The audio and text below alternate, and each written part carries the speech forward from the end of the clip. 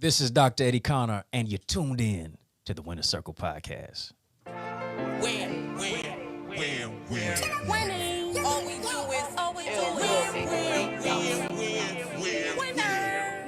On the winner circle. All we do is this for my money makers. This is the education. Movers and shakers. Tell them how you get into the paper. On the winner circle. On the winner circle. On the winner circle. This for my money makers. This is the All we do education. is Movers and shakers. Tell them how you get into the paper. On the winner circle. On the winner circle.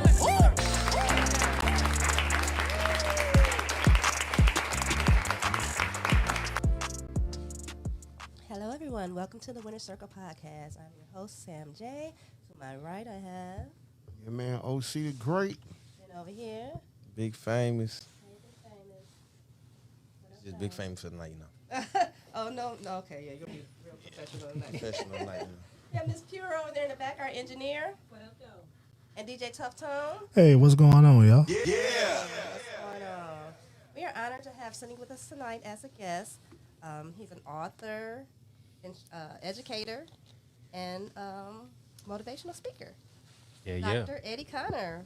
Welcome Glad- to the Winner Circle Podcast. Glad to be in the Winner Circle. Hey, you Yeah. definitely are in the Winner Circle. He's here tonight to promote his new book, Dear Queen 2, that came out this month, right? Right. So it came out this month, hit shelves this month, and all social media platforms. So make sure you go out and purchase it. But before we get into talk about Dear Queen 2, we want to get a little bit of your background, how you got your start. Now you're from Detroit. You have an amazing story to tell. Oh, for sure. You know, I'm glad to be in the Winner Circle. You know, if you're not in the Winner Circle, you're a square. You know what I'm saying? Exactly. You know, feel right at home, and y'all definitely kicking it. Pure exposure, all of it is a great opportunity to be able to share. You know, with homegrown Detroit's own. You know what I'm saying? And so I'm an East Sider rider, and yeah. What up, though? Right. For Side sure. in the house. Yeah, wherever I go, I'm gonna rep my city, and yeah, I've done a lot of different things, but it's all about giving back. You know, Dr. George Fraser said, once you learn and earn, then you must return back to your community. So being able to give back to help other people move forward, and in 2022 marks 22 years of me being cancer free. Cancer free. Yeah, Wow, yeah, that's stage 4 cancer. amazing. Yeah. So it's a blessing. And you were because you're a young man. You were diagnosed pretty young. Yeah, I was a sophomore in high school, and identity crisis means everything. You know, my favorite two classes in school were gym and lunch. You know, used to love to chase the girls in gym, sit down and eat with them at lunch, and you know, I'm hit with this pain in my chest, and I didn't really want to talk about what's going on. And you know, as boys becoming men, you know, we see vulnerability as femininity, not masculinity. You know, pain is weakness leaving the body. Tough it out. You know, Right. be a man. And I'm 'Cause that's what 15. you're told when you're young. Yeah. Be a man. Exactly. You know, don't cry. You know, Right. Suck it up. Suck it it up. up. Exactly.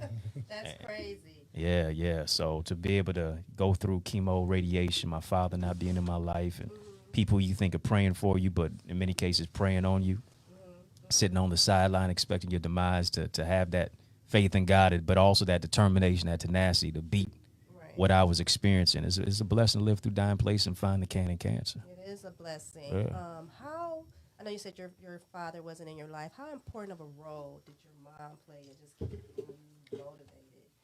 Oh, yeah. Oh, my mom is the reason I'm here. I mean, I wanted to give up. I wanted to throw in the towel. I was ready to go. It's her love for me that made me fight. You know, 30-year educator, minister, and, you know, she'd come off her lunch breaks at the job, making sure that, you know, I'm taken care of. And, I mean, she went the farthest extent to help me to overcome that specific obstacle. You know, she told me everybody gets knocked down in life. A knockdown is not a knockout unless you stay down. You know, the canvas is no place for a champion. Last night took an L, but tonight I bounced back. You know what I'm saying? Right there. Right. So, yeah. Yeah. So that's what it's about. I was reading a little bit of your background story, and all I could think of is like Kanye West model, whatever, and how yeah. you know how they called him genius and all of that, Yeah, but how yeah. she really kept him motivated and kept him going. Like she Yeah. is the backbone Yeah. behind him. And then like you become very successful. You know, you beat cancer, graduated high school, went on to college. So you did the work. Right, you know, right. But you got to give your mom like that credit. Oh, got to give her flowers, and I've been able to hang out with Kanye, even during the late registration album years. I'm the college graduate. He was a college dropout. We talked about our moms a lot, Really? and we really had a lot of similarities in just our upbringing. He grew up in China for a little while. I grew up in Jamaica. Father's from the West Indies, so I just try to keep it sane, though. You know what I'm saying? It's a lot of stuff going on. Try to make sure I don't lose my mind with all of the success or whatever else that comes with it, and just stay grounded. Okay. That's what it's about. That is what it's about. Yeah. Okay, so now you have authored 13 books today. Yeah. That's amazing. Let me go LeBron. Not 1, not 2, not 3. My fellas know what's going on. Not 4, not 5. Yeah. Man, that's Yeah. crazy. How long Yeah. does it normally take for you to like pen a book? The first time I ever penned one, I actually never wanted to be a writer at all. I literally had $1 and a dream of my name in a dorm room, but up at Eastern Michigan University, and it took me about a year to do that one. This latest one took me a few months. I when I get in the groove of things, I know pretty much what I want to say, and I don't force a book. It's got to be a flow for me. It's gotta be Yeah. understandable. Who inspired you to start writing? Man, good question. My mom made me write. You know what I'm saying? Like she almost, was about to take the belt out and discipline me or something if I didn't write my first book. I'm like, I'm almost a grown man, basically. She said, hey, you got to write your story. It's not for you. It's for somebody else, too. And that's one of the best, decisions I ever made was to do what I didn't feel like doing and share what was really embarrassing to me, and I was healing as I was writing, yeah. Right, because it was, like you said, it might have been embarrassing to you at the time it was happening, but you don't know what it could help someone else just reading it. Yeah, for sure. Yeah. You got so many young people going through things. Yeah. Right. So someone else's story is like great. You say something called "I'm possible." Yeah. People got to know that they are possible. Yeah. And then you said something also about the can in cancer that I like. Yeah, I wasn't always the best reader in school, so I always read Impossible as I'm possible. You know what I'm saying? So, perception is reality. When you change the way you look at things, the things you look at change, and you got to see the possible or the positive in the negative. You know what I'm saying? And in many cases, it's about, you taking your mind to that next level. And I mean, cancer told me what I could do. You look at that prefix of it is can. I can overcome. I can survive. Okay. Yeah. And we need to say that a lot. And it even begins like we probably all heard it when we were kids. Like, I think I can. Right. I know I can. Nas is in the building. You're very big on youth empowerment via literacy, leadership, life skills, enrichment. Yeah. You have your founder of 2 mentoring programs. Tell us about those. Yeah. Boys to Books and Gifted for Greatness. Boys to Books is about literacy, leadership, life skills, enrichment. The Gifted for Greatness is about Rise paradigm where we focus on responsibility, identity, success, education. The reason I do what I do is because of what I didn't have. I didn't really have a lot of mentors growing up. I was looking at the rappers, the athletes, the cats on the street, you know what I'm saying? And, those were our mentors. And They still are. Still are for a lot of people, because, for us, that was success right there. We want the fancy house. We want the car. We wanted the ladies, you know what I'm saying? Yeah. So seeing all of that, but then being able to connect with like a former principal of mine, Mr. Ivory, who came to visit me when I was in the hospital. We had thousands of kids at the high school, and still came to see about little old me. I had a white man while I was Mr. Wenham, who his wife was my homebound teacher while I was in school. It took me to my first baseball game, first really interaction with a white man. I'm like, they ain't so bad after all. You know what I'm saying? Just being able to change my perception and about who I am, and really see, okay, I don't have to take that negative path. Actually, the square path is really the G path. It was really the right way to go to be able to give back and be able to empower other people. And so You know, you can't spell mentor without men. You know, Right. men need mentors, even as it's not just from the top down, the older, the younger. They do. Even us as we're Yeah. growing and getting older, we still need other brothers that we can, you know, glean and get insight from. Right, that's Exactly. true. Yeah, yeah, That's very true. for sure. You actually motivate me to write a book. Oh, word. Yeah, you got to do it, brother. Yeah. I had an experience. hmm I died before in a car accident. Word. Yeah. But I don't tell everybody. You know what I'm saying? Just Yeah. people that's been close to me. And a lot of people say, you need to write a book because of a lot of the things I've been through. So I had looked at some of the books you had written Yeah. and all that and looking at my life. It's like, well, he right. It's not for me. I can share this and possibly can help somebody else because a lot of people have doubt Right, right. about doubt because they think that it's over after that. You know what I'm saying? But this is about you. So we gonna stay on the No, topic. no, this is about us right here. You know what I'm saying? The winner's circle right here. That's right. Talk about the My Brother's Keeper initiative.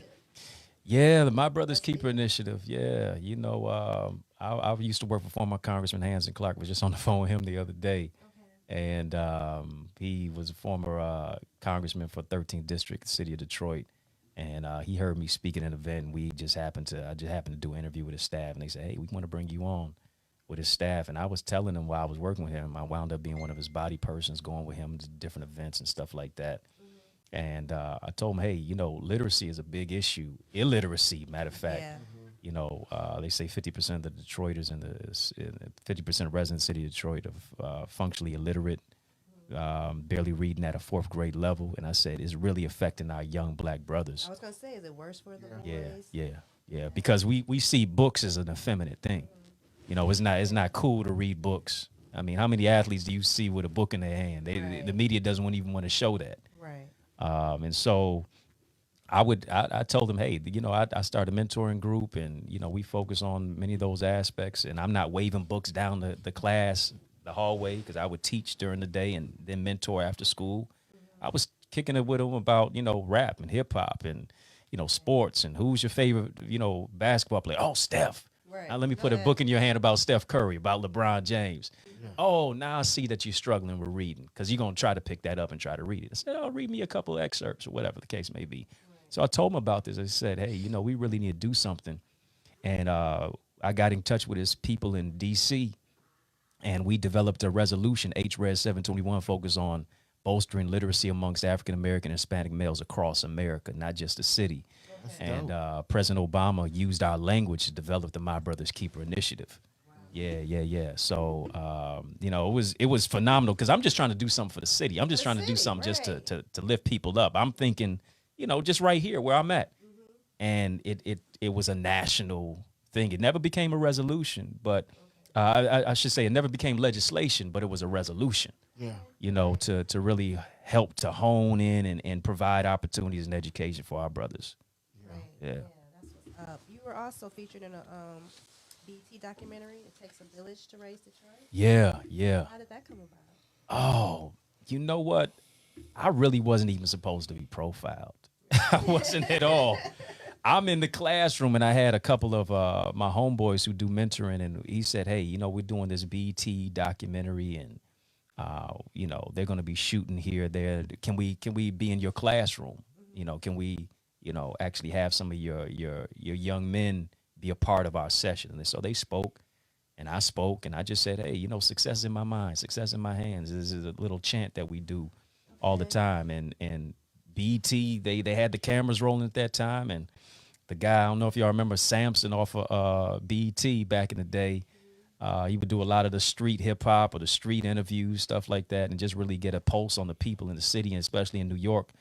And he said, hey, man, your segment is probably going to be on, you know, BT. And so a few months later, you know, during the BT Awards, you know, they showed our segment here, there, and there, everywhere. And so it was just a wonderful opportunity to be interviewed, but also have the young brothers who were showcased too. Yeah. Yeah. So sometimes, you know, you just fall into something by trying to do a good deed for somebody else. Exactly. Yeah. Okay, that's what's up. Now we're gonna move to the book, but before we talk about Dear Queen 2, I think we have to talk about Dear Queen 1. Facts. What's the differences in them? So, Yeah. Dear Queen 1, I think that's more like love letters, or what is it? Yeah. It's Dear Queen. The whole aspect is all a love letter in book form, and really, Dear Queen came out in 2017. I never had a desire to even write a second one. I didn't even think I would write a second one. This all came from me writing love letters to girls in school. Right. Okay. You know, I used to You write. were like a romantic. I remember getting love letters. Yeah, We got yeah. love letters back in our day. Do they write love letters anymore? Nah. They don't text on something. If that, drop it in the DM. It goes DM. down in the DM. You know what I'm saying? Right. So, yeah. So it's a literary love letter. Yeah. So, I'd write the love letters back in the day, and some of the fellas found out I was doing poetry. They're like, yo, I want you to write one for Shorty over here, but you got to keep your name off it, though. I'll break you off some lunch money. You know what I'm saying? Get your little milk chocolate and a pizza. Hey, to write letters. Yeah. So they falling in love with you. They don't even know it. They ain't even know it, And so it's years later, I said, yo, if I could write a love letter to a girl, why can't I write a book of love to women? To love yourself, to know your worth. And so it was Jewels of Wisdom, to love yourself and know your worth. And I mean, it just shot off everywhere. And, that Dear Queen became like my thriller. You know what I'm saying? And so people still been buying it to this day, and it just dawned on me. I said, why don't I write a second ensemble? They got Coming to America 2. They got Fast and the Furious 22. Why can't I write a sequel? Right. You know what I'm saying? Why can't I write Dear But you Queen had 2? one other book too that was what about a Woman? trilogy. Yeah, it was really a trilogy.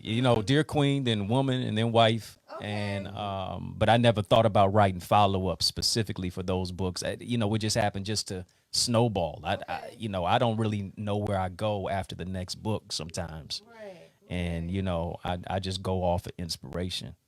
Yeah, so I was in a vein, and I don't know if maybe every 5 years I'll write one of these. Maybe Hey, so. they're gonna be waiting on it. Don't put 'em Takes too time to close develop, together, it right? takes to time. It develop, takes but time. I think you're doing a great job. As far as Dear Queen 2, I'm only on chapter 5.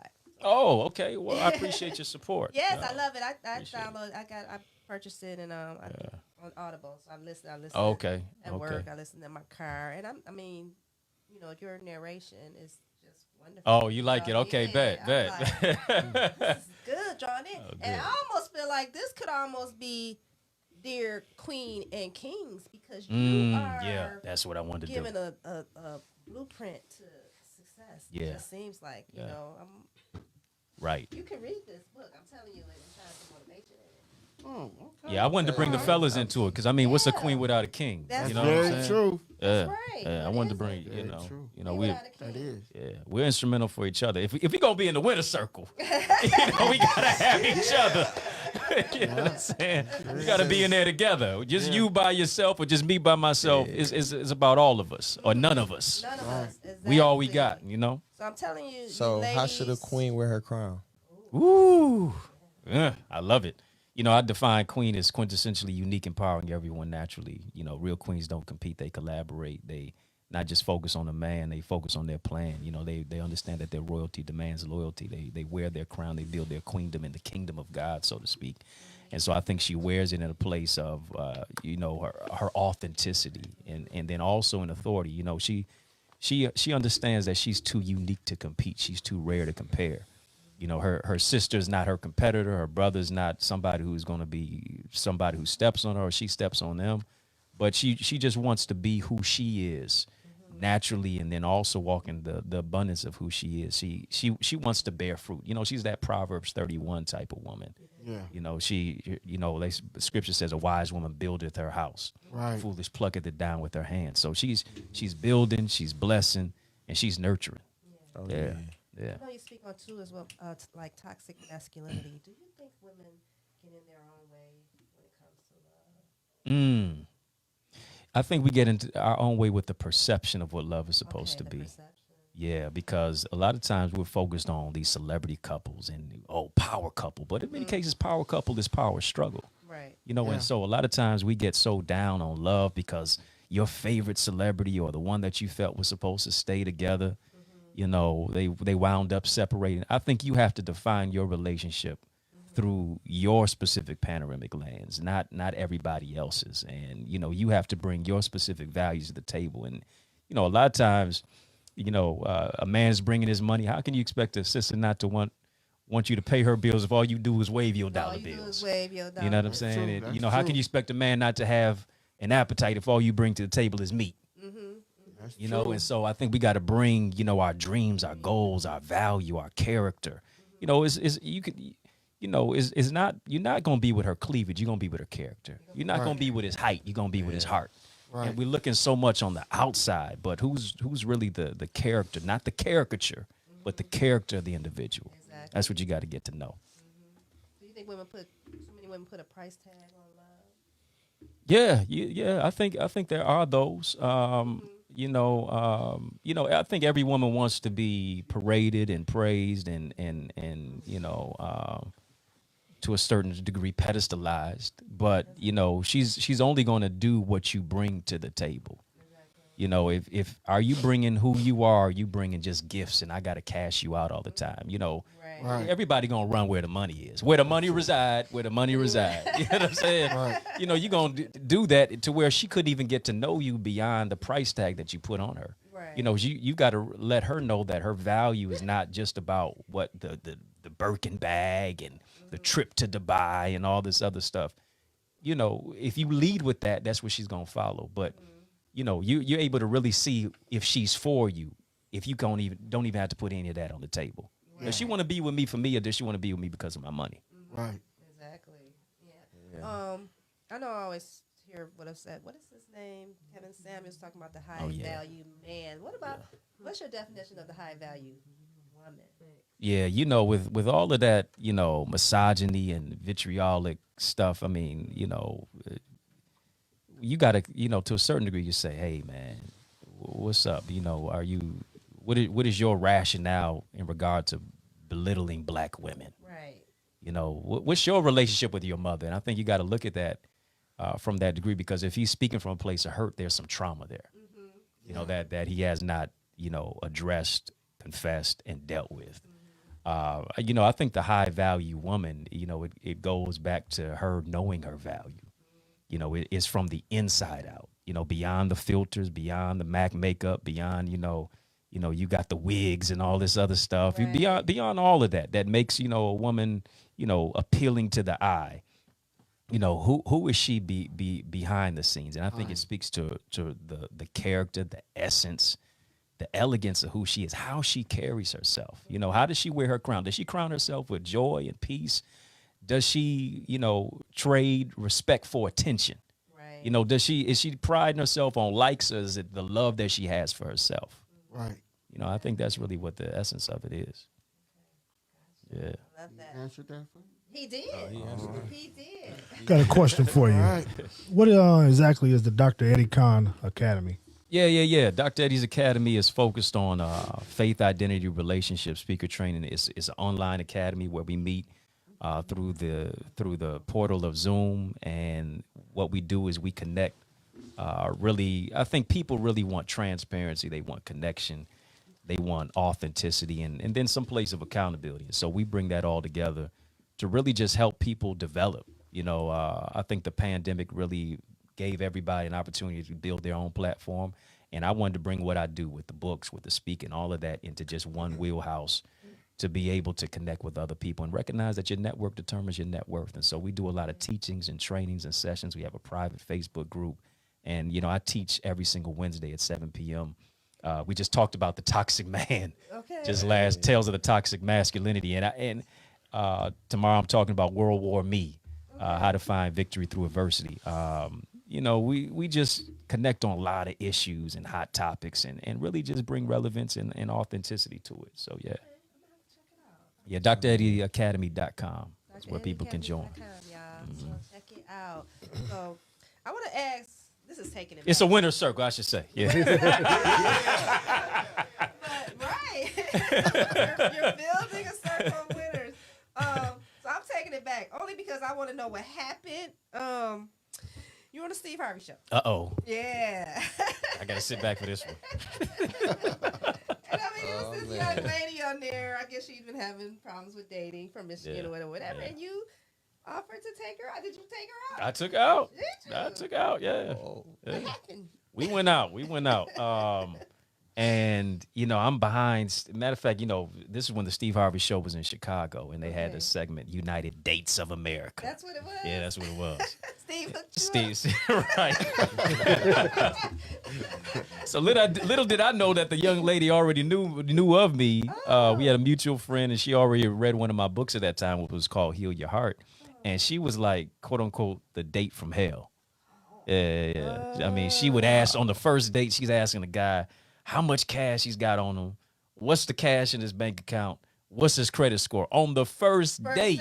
Dang. scammer She like. wasn't Yeah, right. She Scammer sounded like she town was, She wasn't trying to waste no time. what they Wasn't call trying to waste no Detroit, time. sack chasing? Out of here. But I can see Yeah. why a man would be, turned off, Yeah, for sure. That's like a man coming at a woman like, Right. what's your score? Huh? What? Your score. What score? Exactly.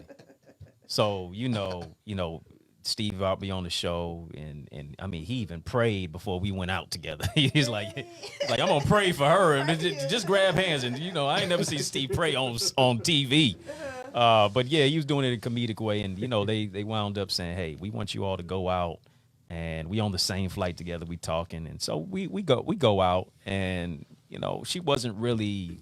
She seemed to be pretty shy when we went out. She wasn't really Okay. like the person who I saw her, on that video vignette. But, we just had one date. That was it. That's it. We talked on the phone a couple times, but there was nothing more to it. Wrapped it on up. Why you Like, follow through with it? That's Yeah. I try to do what I said I was gonna do. So right. Exactly.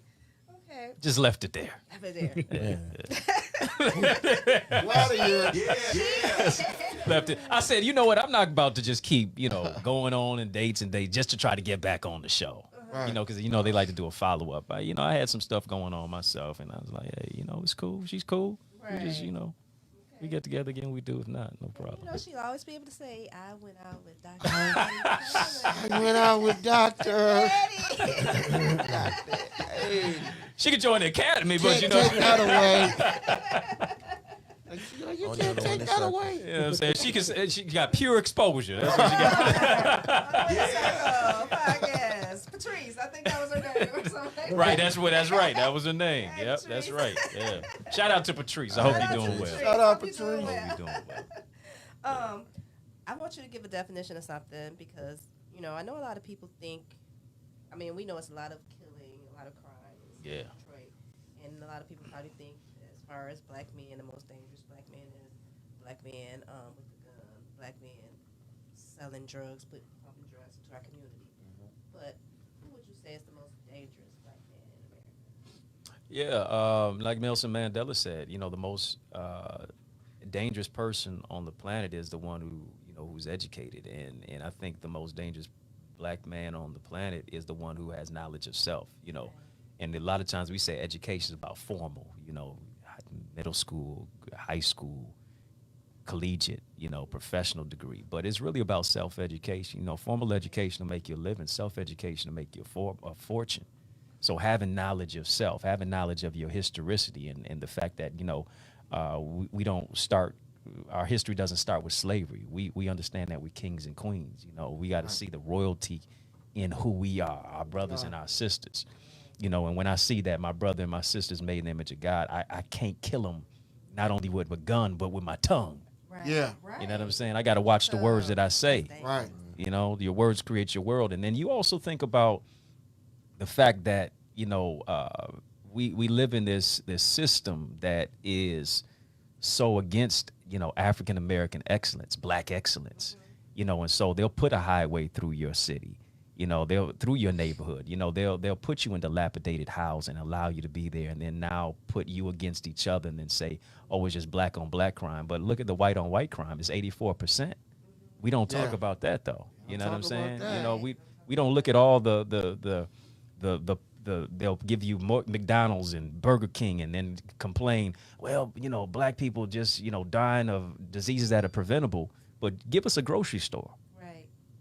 You know what I'm saying? Why are you putting guns into our communities? You know? Don't bring the bad meat to the grocery. Yeah. The drugs we ain't got the boats for the drugs.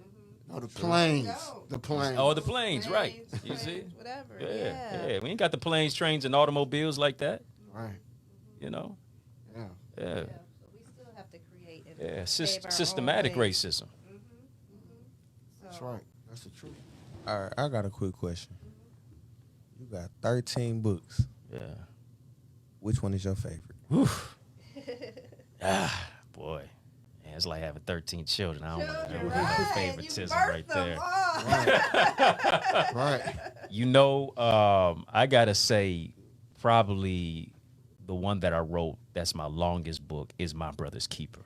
It's a book to men, and before I ever wrote a gender specific book, it was always to our brothers first. Brothers. Yeah, Like you know, a lot of people say, "Oh, wow, your books are," a lot of them to women, but the first book I ever wrote was to men. That's gonna be my next book as well, to the brothers Men. again. men. Brothers, Yeah. yes. And that book was really about, just the value internally that a lot of times we don't pride ourselves on masculinity. That's what I want to deal with next, because we hear toxic masculinity, and you always have to have some type of adjective when you're using masculinity. And I really don't even like the term toxic masculinity because it's an indictment on just being born male. Right. You already toxic because you got masculine traits, this, that, and the other. And, you got to say, oh, healed masculinity. You just can't be masculinity on his own. Right. And so, moving into that place of just dealing with masculinity and vulnerability and even the maturity that comes through it, I think is a lifelong process. Yeah. So My Brother's Keeper is probably my favorite. Okay. If you could leave everyone with one thing, especially the young people, what are some keys to opening up their inner king and queen? That's good. I think you got to define yourself. I think if you don't know who you are, people going to tell you what you're not. And the definition of yourself is discovering what is your why. I think you got to ask some serious questions for yourself, about yourself, to yourself, if you're going to, free yourself. And that is, who am I? Why was I born? What is my purpose? Where am I going?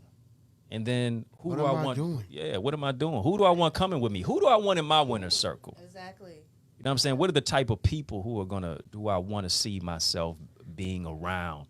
And now, based upon you answering all those questions, now you got to make some choices about what you do with your life and the decisions that you make.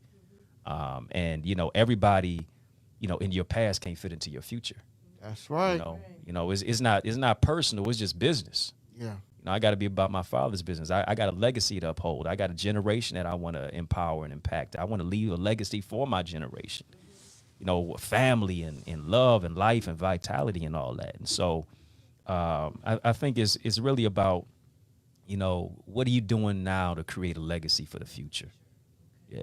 What's up. And I'm telling you, everyone, this book here, Dear Queen 2, you want to pick it up. A lot of the jewels he's dropping is right here in this book. He is giving you the blueprint to success. Like you said, if you have questions, why? It's a lot of whys. I find myself today like, why do I?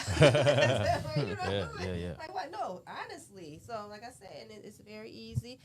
He's going to tell you where you can pick his book up, what platforms. I know Absolutely. Amazon, Audible. Like I said, if you don't like reading, download Audible. You can listen to it while you at work, while you're driving, while you're cooking, taking a bath. Trust me, you'll be glad you did. Okay? Dear Queen 2. Oh, yeah, Dr. Eddie absolutely. Connor. Thank Absolutely. you for joining us. Let Appreciate them you. know where they can purchase your book. Most how they definitely. Can follow you. Most definitely. This quote that says, everyone has a crown over their head that one day they'll grow tall enough to wear. This is a book that empowers you to wear your crown, how to wear your crown, walk in authority and authenticity. Dear Queen, Volume 2.